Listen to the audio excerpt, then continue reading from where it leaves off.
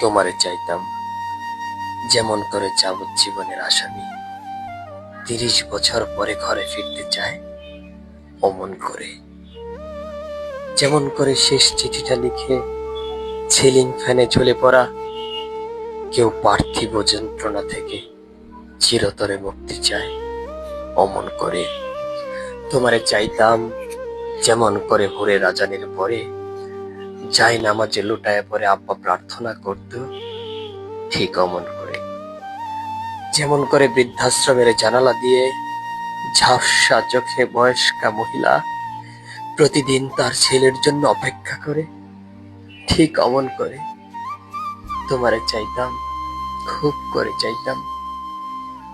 তারপরে জানলাম মানুষ নামের অসহায় জীব কেবল চাইতেই পারে, সেই চাওয়াতে করুণাময়ের করুণার পাথর গলে না। নিয়তির স্ক্রিপ্টের একটা দাড়ি কমারও নড়চড় হয় না। তবুও তোমারে চাইতাম,